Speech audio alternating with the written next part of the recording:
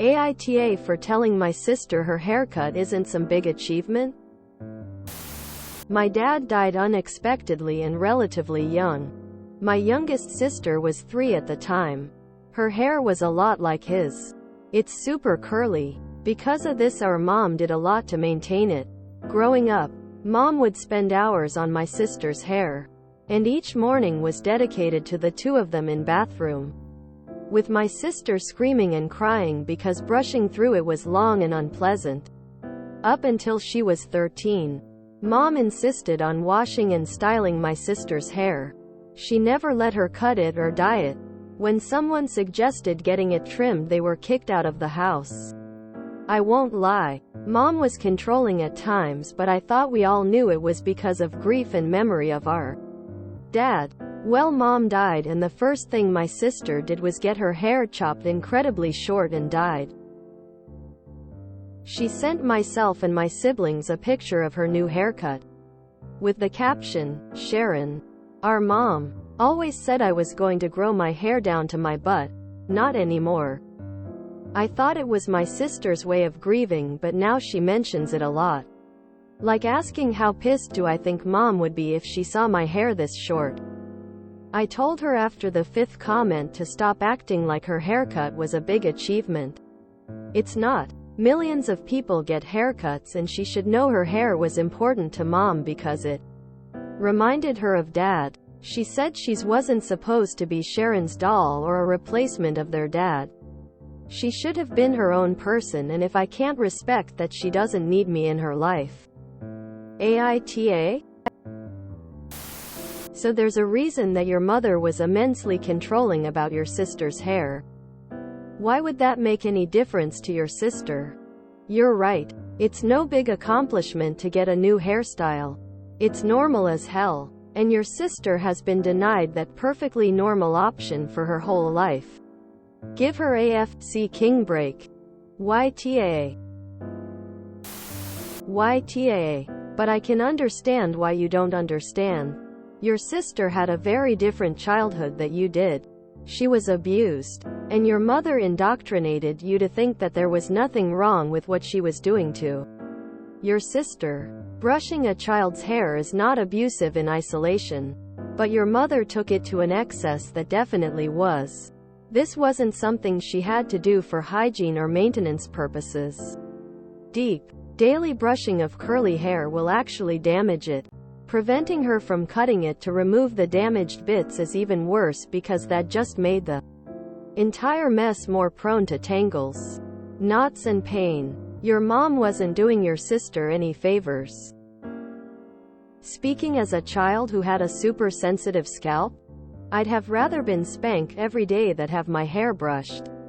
It was torture. My mother eventually gave up and let me deal with it. When I was 6, I grew out of the scalp pain as a teenager. But even brushing my own hair was agony. I eventually settled on finger combing unless there was a really bad tangle. Your sister said your mom treated her like a doll. That's not a healthy or acceptable way to express grief. If you want to dedicate your own hair as a memorial to your dead loved one, that's fine. But parents need to respect the bodily autonomy of their children and teach them how to make good decisions about their bodies and what other people are allowed to do to them. You don't do that by controlling everything about a child's appearance until they're 13 and making them think that they don't deserve to choose what happens to their own body. Your sister called your mom by her name. Children who love their parents don't do that. You might love your mom, but your sister probably doesn't. Your sister is celebrating her final and ultimate freedom from her abuser who tormented and controlled her all her life. I mean this next part in the kindest way possible. I encourage you to find yourself a good therapist and talk through everything your mother did to both your sister and you. You're grieving her, so therapy is a good idea. But you likely have a lot of warped perceptions about how your mother treated you that are not healthy, and you aren't even aware of that fact. You need to do some serious reflection on your childhood. And you need help to do it, so someone can help you see what parts were unhealthy and what parts were genuinely good. I grew up in a church where women don't cut their hair. I hated my hair. It went all the way down to my belt and it was thick, heavy, and hot. Pull it up to get it off my neck and I got a headache. Leave it down to prevent headache and get sweaty and tangled. One of the first things I did after leaving home was cut it off and dye it. I chose jet black. I couldn't wait to get away from a false image I'd been forced to portray for so many years. I'm going to say YTA because you likely can't begin to understand what that's like. Having your own hair be a prison. But that doesn't mean you can't be sympathetic and supportive. If you can't be those two things, why would she want you in her life? Info. Were you granted bodily autonomy, and that's why you don't understand why it's so important to people who were deprived of it? YTA. You obviously understand this isn't just someone getting a haircut. You understand why it's a big deal. Sure, a large volume of comments from her might get annoying, but again, you know why. To be fair, it's a soft YTA because I'm sure you're also grieving. And that can bring out the awe in anyone. Sorry for your loss. YTA. Your mother was controlling. Your sister is just celebrating the freedom she has now. Your mother mourning your father may be an explanation, but it isn't an excuse. YTA. How about some empathy? Your sister was traumatized by your mother, who essentially abused you. She has finally found freedom and you can't be happy with her. The jealousy just oozes from this post. You see your sister as the golden child. She's a victim.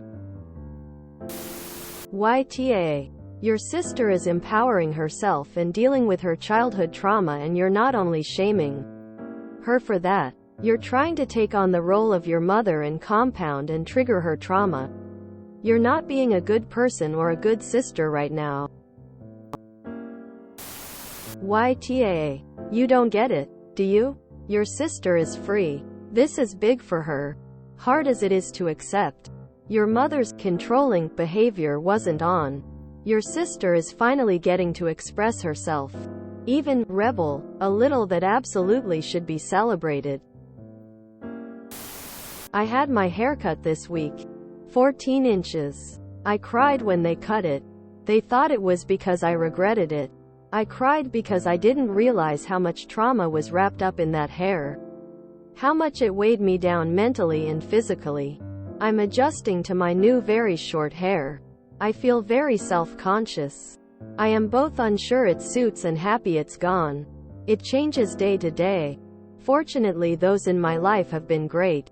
They know it's not about the hair as a new chapter that I hope is a great one, and by giving me thumbs up about my hair, they are supporting me. It's great to get going on a positive note, as the future can feel overwhelming. Shame you couldn't do that for your sister. YTA. Edit. I didn't cut my hair because I forced to keep it long. I experienced a lot of different trauma, and during that period found it difficult to care for myself. It grew and grew through it all. I can only imagine how liberating it must feel if that trauma was directly linked to my hair. YTA. It's lifelong trauma for her. YTA. You were blind to the suffering your mom put your sister through. Nor do I doubt you even knew the extent of it.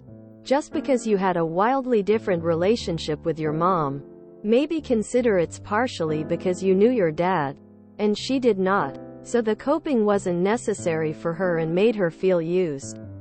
Does not give you the right to invalidate the one your sister had with her. So, your mother abused your sister. Your sister has a lot of trauma tied to her hair. Your sister tries to reclaim her hair for herself. And you put her down? YTA. YTA. Your mom was emotionally abusive to your sister, and it manifested in control over her hair. Her grief is not an excuse for that extremely toxic behavior. I'm proud and happy for your sister for breaking free and finally wearing her hair how she wants it. And you should be too. At least you've made it clear to her that you aren't a safe person to process your mother's abuse with. YTA Your mom was very unhealthy towards your sister and her hair, and you invalided her feelings. YTA Your mother treated your sister like her own personal bereavement doll. Your sister is now free of the expectation and the pain, literal and figurative, of being a living, breathing homage to her father's memory for your mom. She's been denied a haircut her entire life. This haircut is a big achievement. It's a sign of her getting control back. I'm sorry for your loss, and I know that you can't understand exactly what your sister's going through. But you can do better than this. At the very least, do not defend your mother's actions when it comes to your sister's hair. YTA Your mom, though in pain, inflicted a lot of harm to your sister. She's not going to just get over it. It's going to be a thing until it's not. YTA Your sister cutting her hair was a big achievement, especially if she's just getting to now. What your mother did was not healthy for her or your sister, and the fact that you play down the pain is concerning. Your mother was causing her physical pain as well as emotional. As someone with long hair that has had someone brush and brush and brush it, yes, it gets painful, especially as a kid when you have tangles. I can't imagine how much worse it would be with curly hair. There are also better ways for you to have asked her to stop if her comments were upsetting, rather than belittling her. It was a big achievement for your sister, and you know it, and you know YTA.